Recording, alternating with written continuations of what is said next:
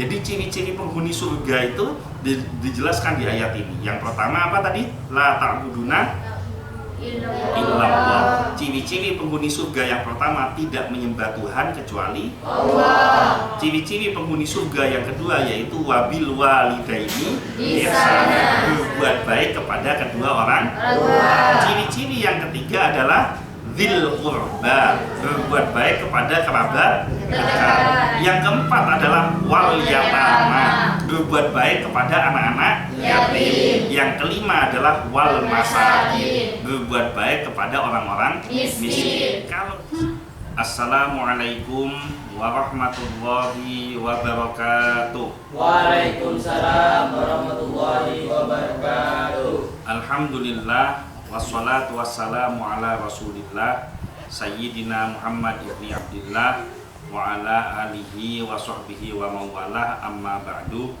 Alhamdulillah, pada malam hari ini kita kembali melanjutkan kajian rutin kitab tafsir Ibnu Katsir di malam bulan Ramadan ini, yang mana pada saat ini kita masih melanjutkan kajian tafsir surat Al-Baqarah ayat yang ke-83.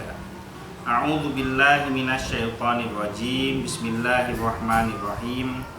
Wa idz akhadna mitsaqa bani Israila la ta'buduna illallaha wa bil walidaini ihsana wa dzil qurba wal yatama wal masakini wa qulu linnasi husna wa aqimus shalah wa atuz zakah thumma tawallaitum illa qalilan minkum wa antum mu'ridun. Wa idz akhadna, dan ingatlah ketika kami mengambil mitsaqo, janji Bani Israila kepada Bani Israel, la ta'buduna illallaha, hendaknya mereka tidak menyembah kecuali kepada Allah. Wabil walidaini ihsana, dan berbuat baiklah kepada kedua orang tua. Wadil qurba, dan kepada kerabat dekat. Wal yatama, dan kepada anak-anak yatim. Wal masakini, dan kepada orang-orang miskin. Wa qulu linnasi husnan, dan ucapkanlah oleh kalian semua kepada manusia husnan, kata-kata yang baik. Wa aqimus shalah, dan dirikan atau kerjakanlah sholat. Wa atuz zakah, dan tunaikan atau bayar zakat. Tsumma tawallaitum, kemudian kalian ingkar atau berpaling, illa qalilan, kecuali sedikit saja, minkum, di antara kalian, wa antum mu'ridun, dan kalian selalu berpaling. Kemarin kita sampai pada kata wal yatama, yaitu anak yatim. Memang ada keistimewaan yang sangat luar biasa ketika kita mencukupi dan memenuhi kebutuhan hidup anak yatim. Jadi Rasulullah itu bersabda, ana wa kafilul yatimi fil jannati hakada. Aku ini seperti aku ini dan orang-orang yang mencukupi. Kafil itu artinya mencukupi dan memenuhi kebutuhan hidupnya. Ana wa kafilul yatim, aku dan orang-orang yang mencukupi kebutuhan hidup anak-anak yatim fil jannati, di dalam surga, hakada, seperti ini. Wa asyara bis sababati wal wusta. Kemudian beliau Rasulullah menunjukkan jari telunjuk dan jari tengahnya. Maksudnya orang yang menyantuni anak yatim, memenuhi kebutuhan hidupnya, apalagi anak yatim itu sampai diangkat menjadi anak angkatnya, diperlakukan seperti anaknya sendiri, dikasih makan, dikasih pakaian, disekolahkan, maka orang ini akan bersama dengan Rasulullah di surga sedekat jari telunjuk dan jari tengah. Jadi ini istimewanya luar biasa ya. Sudah jadi orang dalam. Jadi orang dekatnya Rasulullah karena barokah menyantuni anak yatim. Jadi bukan hanya lisan saja, kasihan ya anak itu udah ada bapaknya, benikun kasihan. tapi ada perbuatan yang dilakukan. Misalkan tidak ada makanannya dikasih makanan, tidak punya pakaian yang layak dikasih pakaian, kemudian tidak ada uang untuk melanjutkan pendidikan disekolahkan. Nah, orang-orang yang seperti ini nih akan mendapatkan kedudukan yang sangat dekat di surga bersama Rasulullah. Di sini ada yang yatim, yang pernah yatim maksudnya. Kalau sekarang sudah bukan yatim, karena kategori yatim itu belum akil balik, kehilangan orang tua. Nah, kalau sudah setua ini bapak ibunya meninggal ya bukan yatim gitu. Yang namanya yatim itu kalau masih kecil. Ada yang mungkin pernah yatim dulu di sini? Tidak ada ya? Berarti kalian termasuk golongan orang-orang yang beruntung karena ditakdir bisa mendapatkan kasih sayang penuh dari kedua orang tua. Oke, saya lanjutkan. Setelah wal yatama, lanjutannya apa? Wal masakin.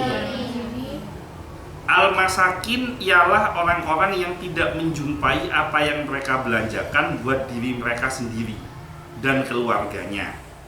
Dalam surat An-Nisa akan dibahas secara rinci mengenai golongan-golongan tersebut yang diperintahkan Allah dengan tegas agar kita menunaikannya. Itu nanti di surat An-Nisa ada penjelasan lengkapnya.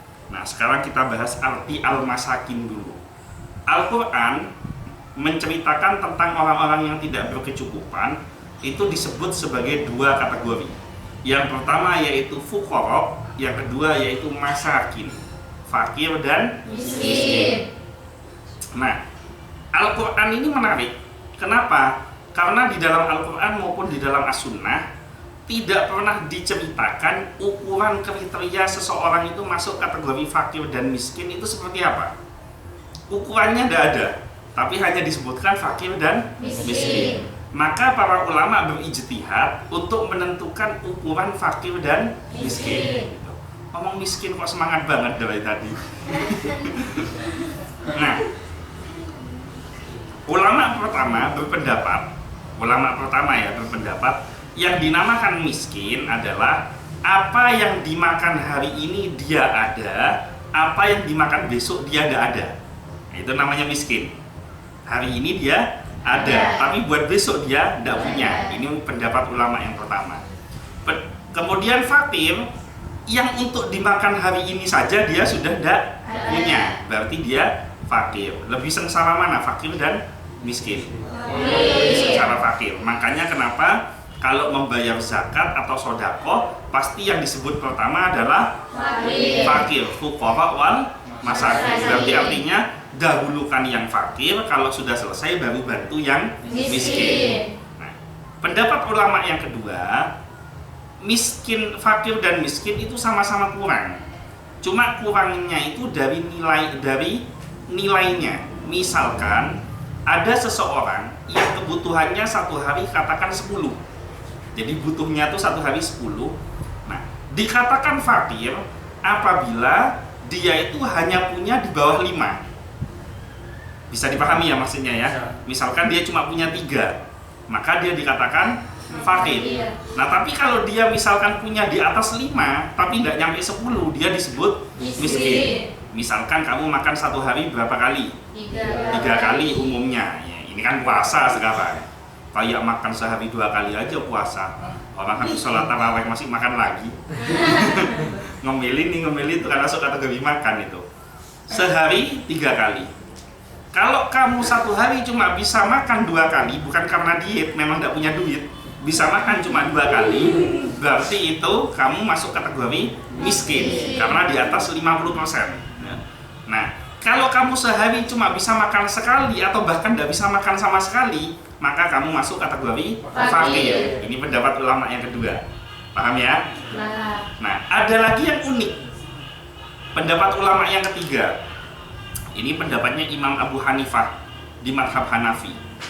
Jadi, beliau berpendapat orang miskin itu apabila dalam 1 tahun hartanya tidak mencapai 1 nisab.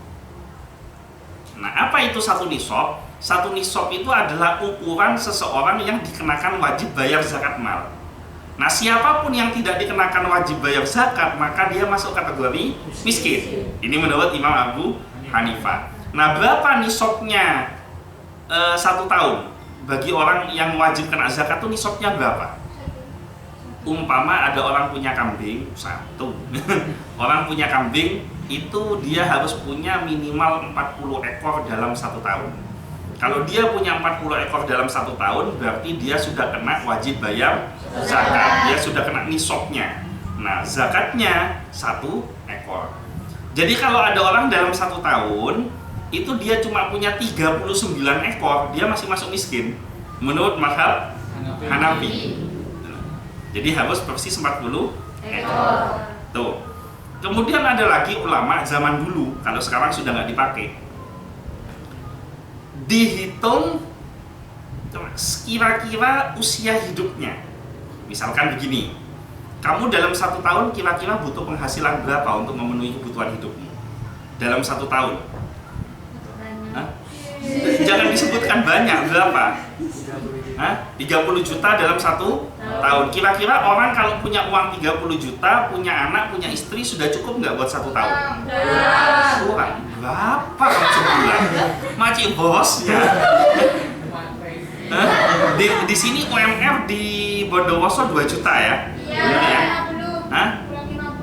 Ya anggaplah 2 juta dah, mata belakang kitong ya. 2 juta ya. Itu UMR untuk 1 istri 2 anak, benar enggak? Kan hitungannya kan 2 juta ya kan? Berarti iya toh, bukan 1 anak 2 istri ya, 1 istri 2 anak. Berarti dalam 1 bulan 2 juta, dalam 1 tahun berapa? 24 juta. Itu minta 30 juta wajib bosnya, bisa bilang kurang. Hah? Itu bukan kebutuhan pokok kalau skincare. Beras naik.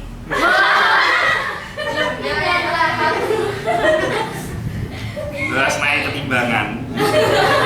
1 tahun 24 juta. Hitung sudah 25 juta sudah. Di sini selain saya dan Pak Denny yang paling tua siapa di sini? Khas usianya berapa sekarang? 30? Hah? 32 ya. Anggap usia rata-rata manusia hidup umumnya di Indonesia sampai usia berapa? 60. Rata-rata ya ini ya, gitulah. Anggap usianya Has ini 60 tahun. Rata-rata. Enggak, maksudnya matinya nanti. Matinya. Enggak, ini cara ngitungnya gitu loh. Anggap matinya usia 60 tahun. Berarti masih tersisa berapa tahun? 20. Nah, kamu buletin jadi 30 biar gampang ngitungnya. Jadi 30 tahun. Anggap sisa usianya Has ini 30 tahun. 1 tahun kebutuhan hidupnya 25 juta. Berarti kalau 30 tahun berapa juta? 750 juta. Lah kalau Has sekarang megang uang 500 juta, menurut ulama zaman dulu dia masih kategori miskin karena kurang 250 juta. Paham ya? Paham. Nah, sekarang pertanyaannya, dari sekian banyak pendapat-pendapat yang ada, yang betul yang mana? Yang betul itu untuk saat ini disesuaikan dengan kondisi dan situasi saat ini. Yang paling tepat adalah dilihat dulu dia sendiri atau punya keluarga. Misalkan 1 orang di sini dia kebutuhan hidupnya sebulan 500.000. Kalau dia punya keluarga 4 berarti 2 juta. Kalau penghasilan dia dalam sebulan cuma 1 juta, maka dia masuk kategori miskin. Bahkan bisa fakir karena dia minus. Atau mungkin katakan penghasilannya 5 juta, tapi keluarganya ada 10 misalkan. Karena nanggung bapak, ibu, lo kan bisa toh? Ya kan? Bapak, ibu penghasilan 5 juta. Nah, walaupun penghasilannya 5 juta, tapi untuk beli makan kerepotan. Sampai dia punya hutang sana, hutang sini untuk memenuhi kebutuhan pokoknya. Bahkan dia untuk beli makanan pun yang diberikan kepada anaknya itu makanan yang tidak layak. Berarti dia masuk kategori miskin. Bahkan bisa jadi fakir. Paham ya? Sampai sini paham ya? Ini kenapa ini kok bahasa isyarat ini? Lewat. Oh. Saya lewatkan. Jadi jangan sampai di antara kalian ada yang punya tabungan 400 juta, misalkan Has punya tabungan 600 juta, datang ke Basnas. saya mau minta pemberian. Ini kan mau zakat fitri nih habis ini. Ya kan, dekat-dekat zakat fitri, berangkat ke masjid. Saya ini cuma punya tabungan 600 juta. Usia saya baru 30 tahun. Jadi saya ini masih fakir miskin. Jadi saya minta zakat. Kamu dipetung orang kalau kayak gitu. Nah, kenapa kalau ulama zaman dulu kok sampai ukurannya dihitung seumur hidup? Paham nggak kenapa? Karena Islam zaman dahulu itu makmur. Jadi menghitung kebutuhan hidup rakyatnya itu bukan kebutuhan hidup per hari, bukan per bulan, tapi dihitung rata-rata usia dia hidup sampai usia berapa perkiraan. Nah, itu rata-rata orang zaman dulu itu karena makmur, rata-rata mereka itu sudah hidup di atas garis cukup, nilai kecukupan itu sudah lebih dia punya. Makanya kalau orang sampai untuk memenuhi hidupnya sampai dia meninggal rata-rata usia 60 tahun kurang, maka dia masuk miskin walaupun dia punya uang 500 juta. Tapi karena kebutuhannya 750 juta. Atau misalkan karena cuma punya 39 ekor kambing padahal 1 tahun harusnya 40 ekor, maka dia masuk kategori miskin. Kalau sekarang kamu punya 30 ekor kambing aja kan sudah kaya, walaupun sampai tahun depan tetap 30 ekor, tapi kan udah kaya. Maka nilai kepantasan setiap zaman itu tidak sama.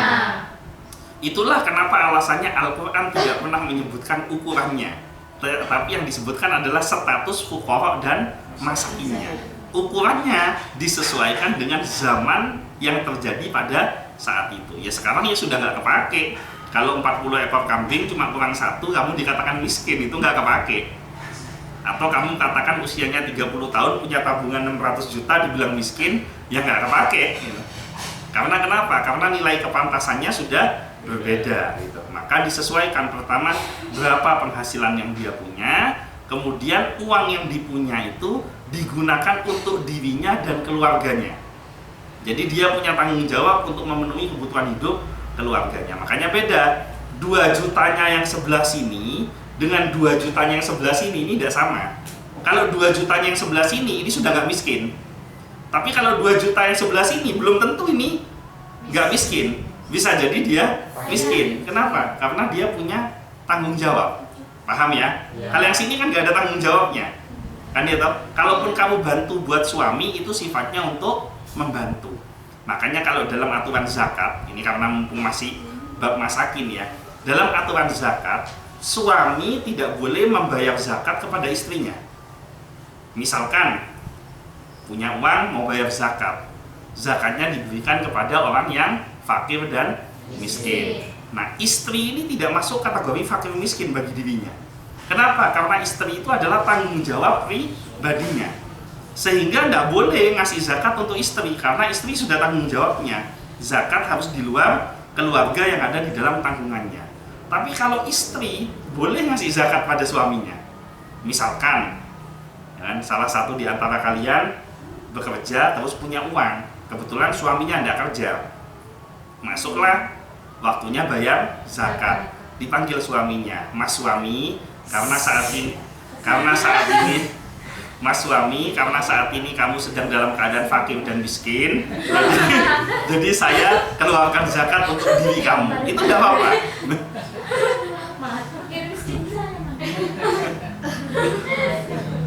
Jadi itu tidak apa-apa gitu. Jadi bisa dipahami ya. Jadi fakir dan miskin setiap orang beda kondisinya, tergantung berapa kebutuhan yang dia punya dan jumlah keluarga yang dia tanggung. Tapi ini bisa jadi potensi fakir dan miskin juga di pihak perempuan. Apabila misalkan suaminya sudah meninggal, sudah tidak punya suami, kemudian dia belum menikah kembali dan dia punya anak untuk ditanggung, maka dia bisa jadi kategori fakir atau miskin berdasarkan penghasilan yang dia punya dengan jumlah kebutuhan keluarga yang ditanggung. Nah, kembali ke ayat ini, Islam mengajarkan kepada kita untuk berbuat baik kepada orang miskin. Kan disebutkan masakin di sini. Nah, miskin itu di sini disebut fakir atau tidak? Ada enggak kata fakir di ayat ini? Tidak ada. Nah, pertanyaannya berarti kalau gitu yang dibantu yang miskin aja, kalau fakir nggak usah. Hah? Nah, yang bilang iya ini cikal bakal aliran sesat ya dari sini ya. menafsirkan Al-Quran hanya dari bercanda. Menafsirkan Al-Quran hanya dari tekstualnya saja. Jadi menurut ulama, kalau yang miskin saja harus dibantu, maka yang fakir harus jauh lebih dibantu. Nah, dikatakan di sini husnan. Husnan itu artinya berbuat baik. Maksudnya berbuat baik itu apa? Ketika kamu punya tetangga yang miskin atau kamu kelihatan orang miskin di jalan, kok dia itu mau makan kerepotan, nah kamu kasih dia makan, itu kamu husnan, berbuat baik. Ada pedagang yang dijual barang yang tidak seberapa, Rp1.000, Rp2.000, untungnya tipis sekali untungnya. Sudah gitu nggak laku-laku. Terus kamu beli itu dagangannya, walaupun kamu nggak niat untuk beli dagangannya, tapi karena kamu beli tujuannya supaya untuk menghargai usaha dia, karena ada orang nggak mau disodakoin, karena dia mau usaha, ya kan? Nah kamu beli, oke, ini berapa harga ciloknya, misalkan, nggak laku-laku dari pagi sampai sore, misalkan. Ini harga ciloknya berapa? Satu bungkus 2.000. Ya udah, satu gerobak itu berapa? Saya beli semua. Habis gitu ciloknya kamu bagi-bagi, itu namanya husnan. Atau kamu punya tetangga ditagih utang, sedangkan dia utang itu untuk kebutuhan hidup dirinya dan keluarganya. Untuk makan dia nggak punya uang, anaknya nangis karena lapar nggak punya uang, sampai utang. Kebetulan orang yang utangi model debt collector, jadi nagihnya kejem misalkan. Nah, kamu kalau misalkan tahu orang seperti itu dan kamu punya uang dan kamu bisa bantu menyelesaikan hutangnya dia, lunasi, itu namanya husnan. Nah, ini perintah Allah di dalam Al-Quran. Jadi ciri-ciri penghuni surga itu dijelaskan di ayat ini. Yang pertama apa tadi? La ta'buduna illallah. Ciri-ciri penghuni surga yang pertama, tidak menyembah Tuhan kecuali Allah. Ciri-ciri penghuni surga yang kedua yaitu wabil walidaini ihsana, berbuat baik kepada kedua orang tua. Ciri-ciri yang ketiga adalah dzil qurba, berbuat baik kepada kerabat dekat. Yang keempat adalah wal yatama, berbuat baik kepada anak-anak yatim. Yang kelima adalah wal masakin, berbuat baik kepada orang-orang miskin. Kalau disimpulkan dari dzil qurba, wal yatama, wal masakin, ini adalah ciri-ciri orang yang hatinya punya sifat dermawan. Bahasa Jawanya loman, bahasa Maduranya lambe. Ya. Orang yang lambe, yang dermawan, itu pasti akan diberikan keselamatan oleh Allah. Bahkan orang yang kafir kepada Allah itu diselamatkan gara-gara dia dermawan di dunia, bukan di akhirat. Kamu ingat ceritanya penyembahan sapi betina yang dilakukan oleh Bani Israel? Ya. Yang menyebabkan Bani Israel menyembah sapi betina itu siapa? Ya siapa orangnya yang bikin akhirnya semua Bani Israel nyembah sapi betina? Siapa namanya? Masih ingat? Musa Samiri. Salim. Musa Samiri. Nabi Musa pergi ke Bukit Tur Sinai, ke Bukit Tur di daerah Sinai. Saya lanjutkan. Nabi Musa pergi ke Bukit Tur di daerah Sinai untuk menerima wahyu Allah berupa kitab Taurat. Nabi Musa pergi, Bani Israel nyembah sapi betina.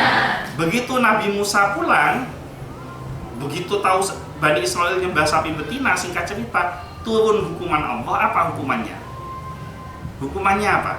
Yang nyembah sapi ini dihukum apa sama Allah? Faktulu anfusakum. Disuruh, ada yang mengatakan suruh bunuh diri, ada yang disuruh saling bunuh-membunuh. Yang tidak menyembah, membunuh yang menyembah. Nah, begitu giliran Musa Samiri mau dibunuh, Musa Samiri ini kan penyebabnya. Harusnya kalau umpama mengikuti hukumnya manusia, sudah bukan dibunuh lagi, tapi dicincang mestinya orang ini kan. Karena dia yang membuat banyak Bani Israel menyembah sapi betina, patung sapi, menyembah patung sapi betina.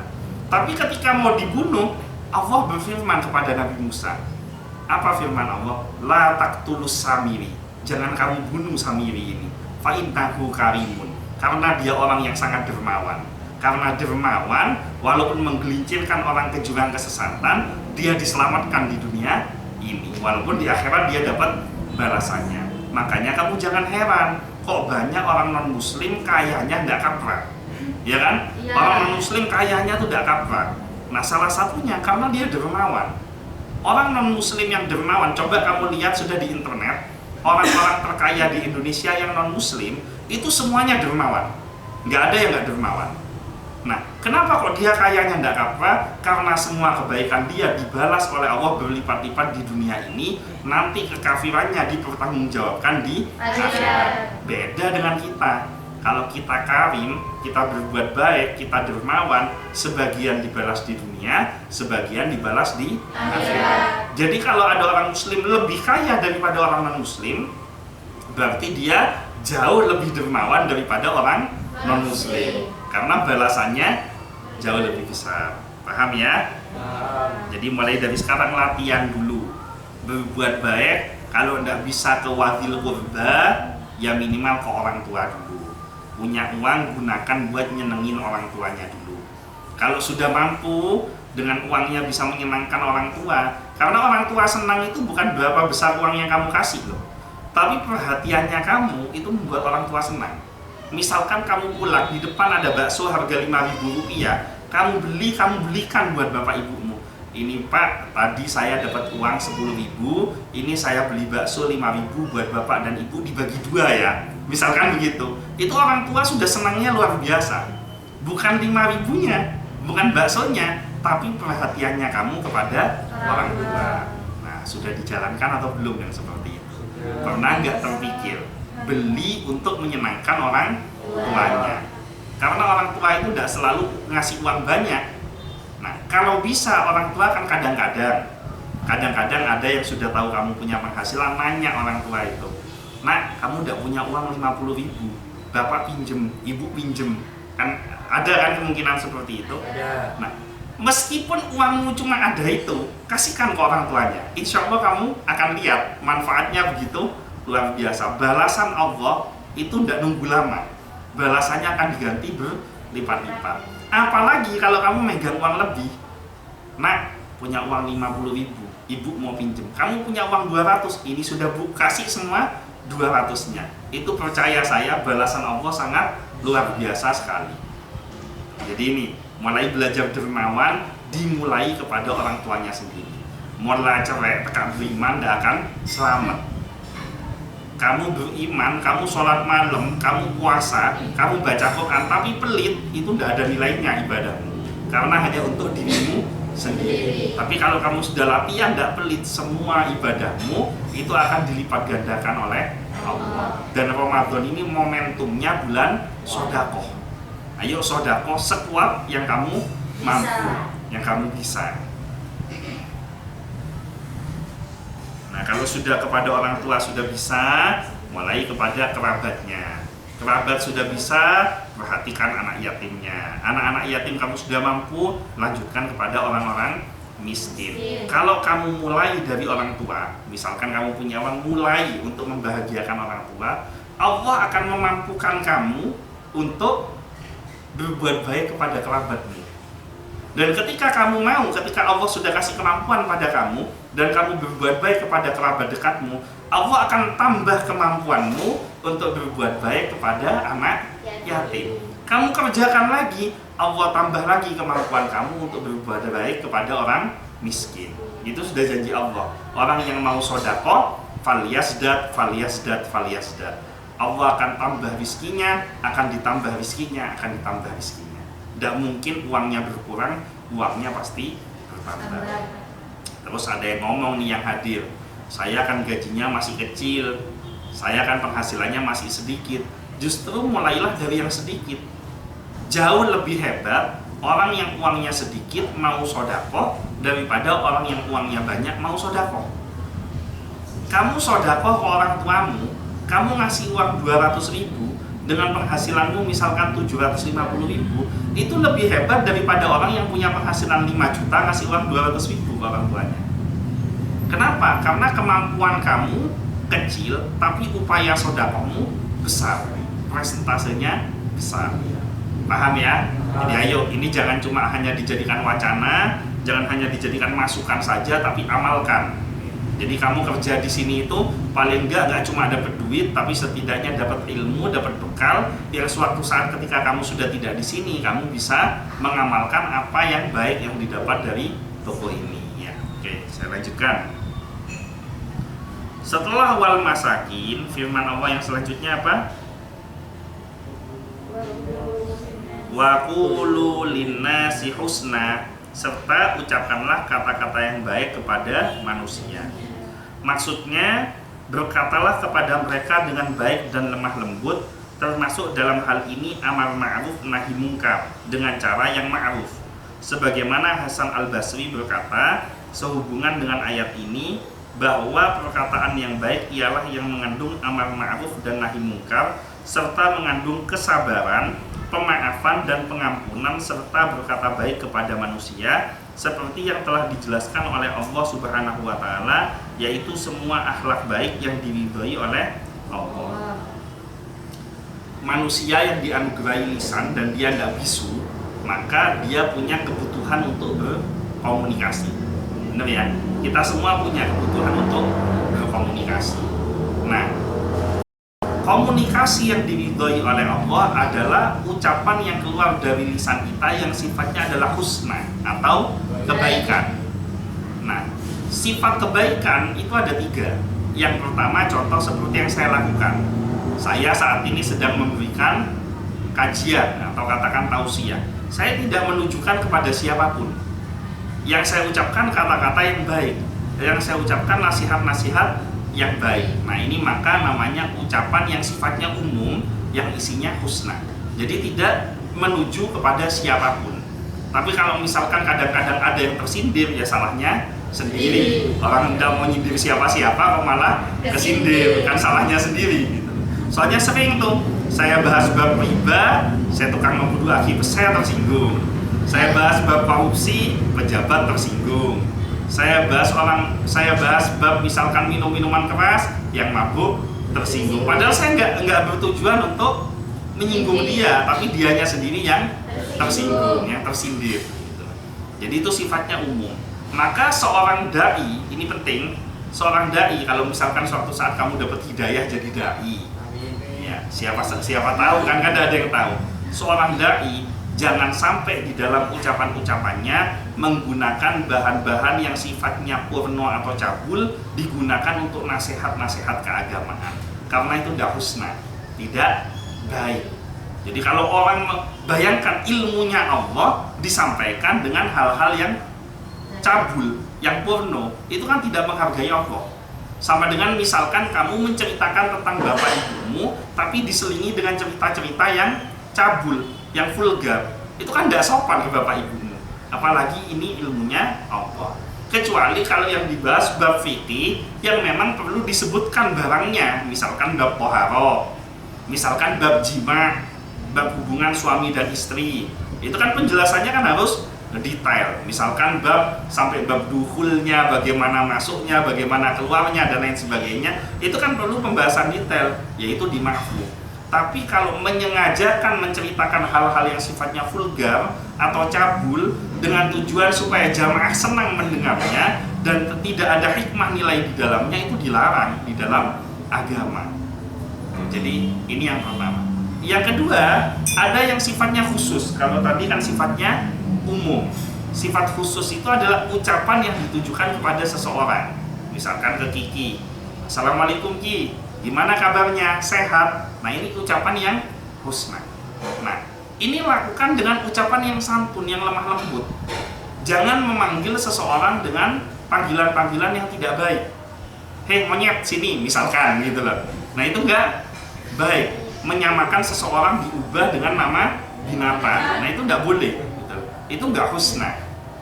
Karena Islam mengajarkan kepada kita untuk husna, untuk menyebutkan dengan kata-kata yang baik. Sifat seorang muslim, lisannya itu dijaga dari ucapan-ucapan kotor dan kasar. Jadi kalau dia ngomongnya kotor dan kasar, maka dia orang Islam yang lagi hilaf. Gitu. Dia lagi keliru, karena nggak boleh manggil dengan ucapan-ucapan yang kasar. Makanya saya sering ngasih tahu, kamu kalau nggak bisa ngomong Madura yang halus, ngomong bahasa Indonesia.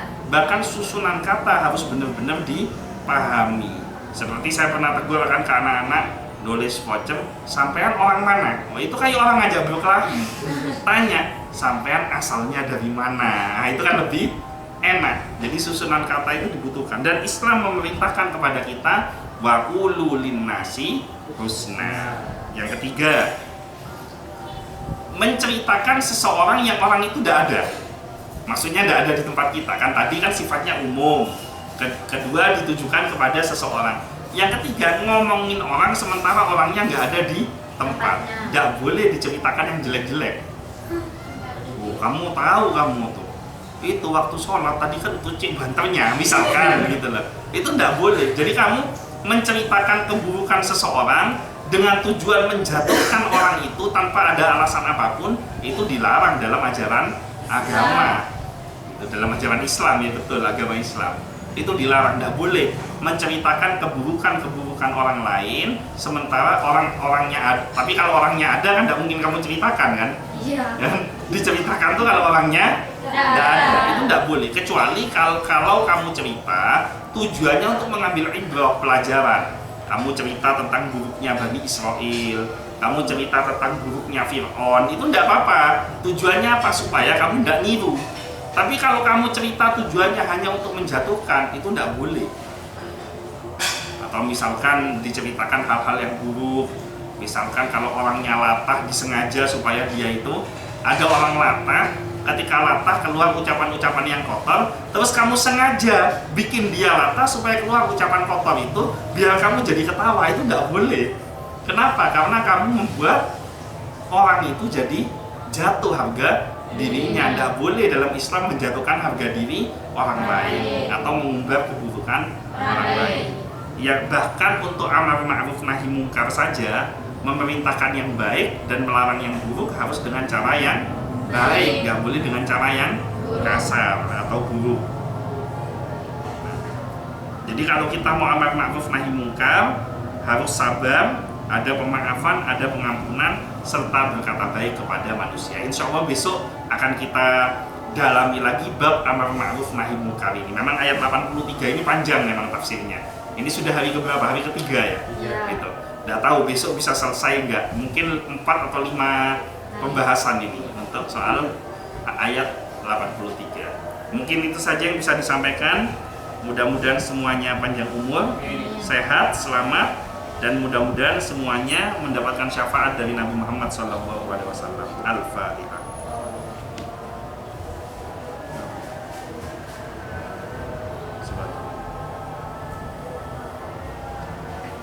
Mungkin itu saja yang bisa saya sampaikan, kurang lebihnya mohon maaf. Wallahul muwaffiq ila aqwamit thoriq, wabillahi taufiq wal hidayah. Wassalamualaikum warahmatullahi wabarakatuh.